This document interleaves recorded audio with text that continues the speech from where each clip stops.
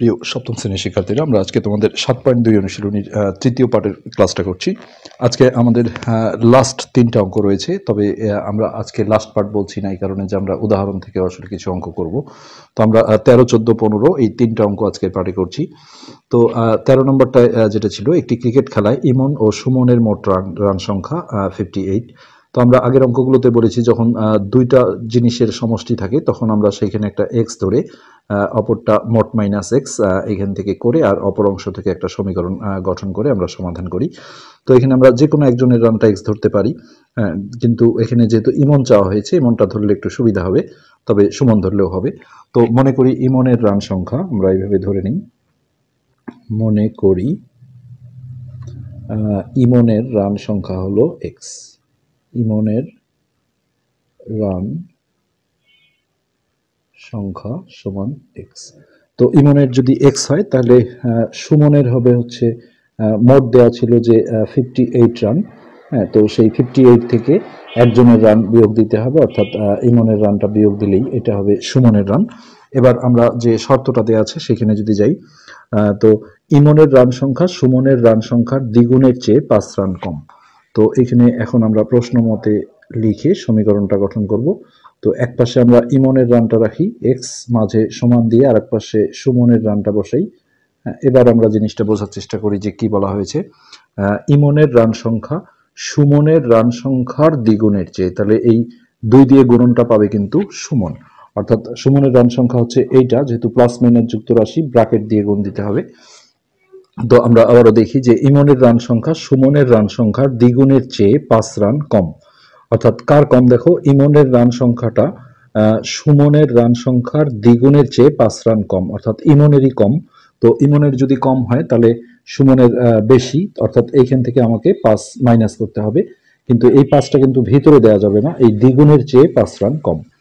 এখন আমরা সিম্পলি সমাধান করব, অর্থাৎ এখানে আমরা 2 দিয়ে আগে গুণটা করে নেব। তো 8 দুগুণে 16, 6 হাতে 1, 5 দুগুণে 10 আর 1 11, মাইনাস এটা হবে 2x মাইনাস 5।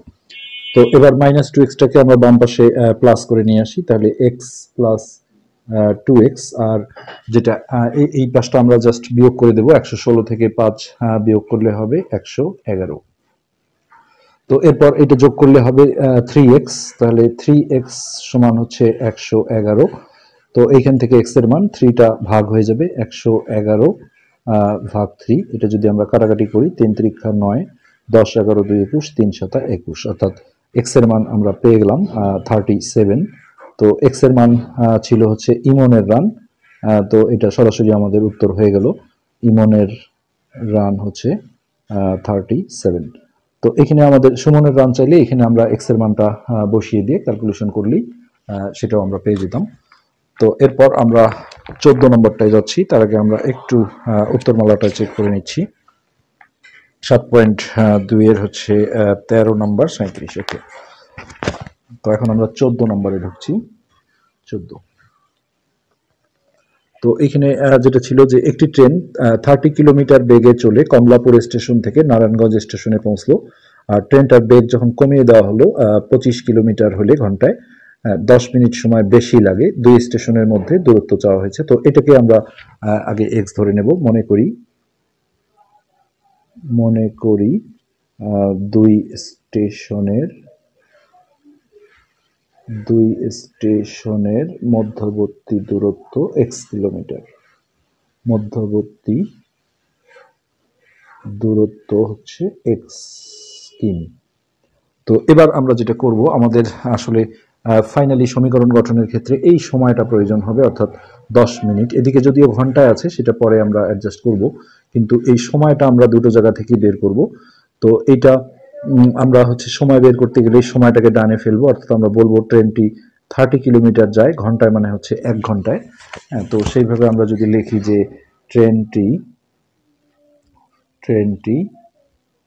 30 কিমি যায় ঘন্টায়, বলা মানে 1 ঘন্টায়, 1 ঘন্টায়।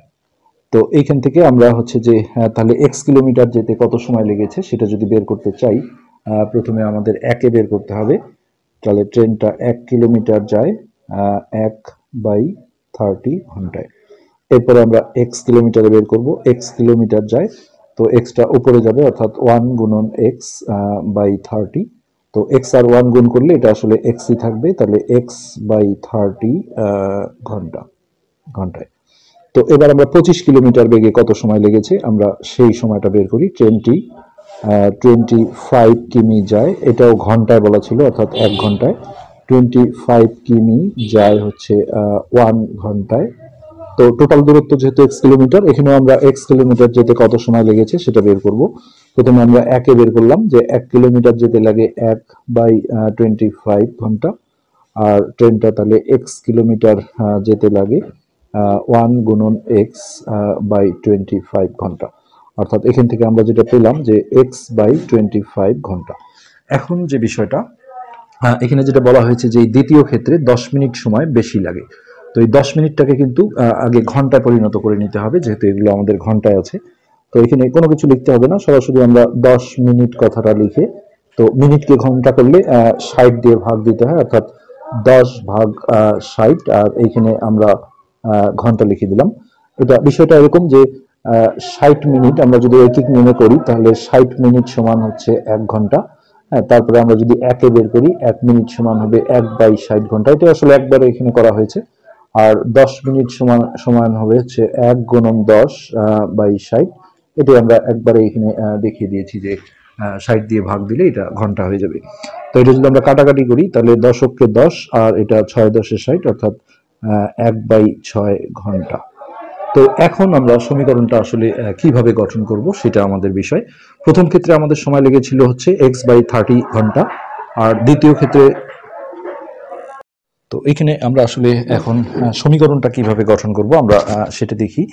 তো এখানে আমরা যদি এইভাবে ভাবি যে 30 কিলোমিটার স্পিডে এক্স কিলোমিটার যেতে এটা ধরো যে টাইম লেগেছিল 5 ঘন্টা, সাপোজ 5 ঘন্টা, এই যে যেটা আমরা x/3 ঘন্টা পেয়েছিলাম। আর যখন স্পিড কমিয়ে দেওয়া হয়, হ্যাঁ, তখন সময়টা বেশি লাগে, অর্থাৎ এই সময়টা একটু বড় হবে। x/25 এটা যদি আমাদের 7 ঘন্টা হয়, তাহলে আমরা যদি বলি যে 2 ঘন্টার সময় বেশি লেগেছিল, হ্যাঁ, তার মানে বিষয়টা কিন্তু এরকম যে 7 ঘন্টা বিয়োগ 5 ঘন্টা সমান 2 ঘন্টা, অর্থাৎ দুটার পার্থক্য হচ্ছে যত বেশি লেগেছিল। তো এখানে আমাদের বড়টা বুঝতে হবে। আমরা এটাও শিখেছি যে লব একই হলে যে ভগ্নাংশের হর ছোট থাকে সেটাই বড় হয়, অথবা অন্যভাবে আমরা ভাবতে পারি যে স্পিড কমিয়ে দেওয়া হলে একই দূরত্ব যেতে হচ্ছে যে স্পিড কমানো হলে সেটা সময় বেশি লাগবে, অর্থাৎ এটাই বড়। তাহলে এইটা থেকে আমরা এটা মাইনাস করে সমান সমান 1/6 দেব, অর্থাৎ বিষয়টা এরকম যে x/25 মাইনাস ওইখানে ছিল x/30 সমান হচ্ছে 1/6। আর সমীকরণে কোনো একক লেখা যায় না, এখানে আমরা ঘন্টাটা লিখবো না। নেক্সট এটা লসাগু করে বিয়োগ করতে হবে, অর্থাৎ 25 আর 30-এর লসাগু যদি আমরা করে নেই, 5 দিয়ে যায়, 5×5 = 25, 5×6 = 30, তাহলে 5×6 = 30, 150 হবে এখানে লসাগু। তো 25 দিয়ে 6 বার যায়, 6 দিয়ে উপরে গুণ করলে 6x, আর 30 দিয়ে 5 বার যায় তাহলে 5x সমান হচ্ছে 1/6। নেক্সট আমরা এখানে বিয়োগ করলে একটা এক্স পাবো, অর্থাৎ x/150 সমান হচ্ছে 1/6। এখানে এখন আমরা আড়াআড়ি গুণ করব কোনাকুনি, অর্থাৎ 6x সমান হচ্ছে 150, বা এখানে 6 এই পারে গেলে ভাগ হয়ে যাবে, তাহলে x সমান হচ্ছে 150/6। তো এটা যদি আমরা ভাগ করি তাহলে 6 দুগুণে 12, 13, 14, 15, 30, 5×6 = 30, অর্থাৎ x এর মান আমরা পেলাম হচ্ছে 25। তাহলে এক্সটাই আমরা 2 স্টেশনের মধ্যবর্তী দূরত্ব ধরেছিলাম, এবং এটাই কিন্তু আমাদের অ্যান্সার। 2 স্টেশনের মধ্যে দূরত্ব 25 কিমি। সিম্পলি এটাই কিন্তু আমাদের এই অঙ্কের অ্যান্সার। তো আজকের পার্টের আমাদের লাস্ট অঙ্ক যেটা, সেটা হচ্ছে 15 নম্বর। আমরা এবার 15 নম্বরটা তুলে নিচ্ছি। তো এখানে যেটা বলা হয়েছে, আয়তাকার জমির দৈর্ঘ্য প্রস্থের 3 গুণ, আর জমিটার পরিসীমা 40 মিটার, জমিটার দৈর্ঘ্য প্রস্থ নির্ণয় করো। তো এরকম 3 গুণ 4 গুণ থাকলে সবসময় দ্বিতীয় জনটাকে ধরলে সুবিধা হয়। প্রস্থ যদি আমরা x ধরি তাহলে দৈর্ঘ্য হবে 3x, কিন্তু দৈর্ঘ্য x ধরলে উল্টো হয়ে যাবে, প্রস্থ হবে x/3। অঙ্ক হবে কিন্তু করতে সমস্যা হয়। তো মনে করি আয়তাকার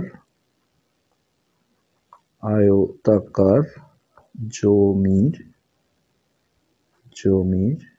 প্রস্থ হলো এক্স মিটার। তাহলে অতএব আয়তাকার জমির দৈর্ঘ্য এটা 3 গুণ ছিল, অর্থাৎ 3x মিটার। তো এটা আমরা পেয়ে গেলাম। এরপর এখানে সমীকরণটা হবে পরিসীমা দিয়ে। পরিসীমা, আয়তের পরিসীমা তোমরা নিশ্চয়ই জানো যে 2 গুণন দৈর্ঘ্য যোগ প্রস্থ। তাহলে 2 ইন্টু দৈর্ঘ্য হলো 3x প্লাস প্রস্থ হলো x। এটা সমান সমান পরিসীমা দেওয়া ছিল 40। এখানে আমরা কোনো একক লিখবো না যেহেতু এটা সমীকরণ। তো এখন জাস্ট আমরা ক্যালকুলেশন করব। এই ভিতরটা যোগ করলে হবে 4x। তাহলে 2 গুণন 4x সমান সমান হচ্ছে 40। তো এটা গুণ করে দিলে 4 দুগুণে 8x, তাহলে 8x সমান হচ্ছে 40। বা এখান থেকে আমরা x এর মান দেখো 40 ভাগ 8, অর্থাৎ 8 দিয়ে ভাগ দিলে 5 8 40। তাহলে x এর মান পেয়ে যাওয়া মানে আমরা প্রস্থ পেয়ে গেলাম। অতএব প্রস্থ হলো আমাদের 5 মিটার, আর দৈর্ঘ্য হচ্ছে 3 গুণ ছিল, সো 3 গুণন 5 করে দিলেই আমরা দৈর্ঘ্যটাও পেয়ে যাব, অর্থাৎ এটা হবে 15 মিটার। তো এখানে আমরা শুদ্ধি পরীক্ষা করতে গেলে আমরা পরিসীমা বের করে দেখি যে 40 আসে কিনা। পরিসীমার সূত্র ছিল আমাদের 2 গুণন দৈর্ঘ্য যোগ প্রস্থ, অর্থাৎ 15 যোগ 5। তাহলে সেক্ষেত্রে 2 গুণন 15 আর 5 যোগ করলে হচ্ছে 20, 20 দুগুণে 40। তো এটাই ছিল আমাদের আজকের পার্ট। আমরা লাস্ট পার্টে তোমাদের উদাহরণ থেকে কিছু কিছু অঙ্ক করব। আজকে এই পর্যন্তই, ধন্যবাদ।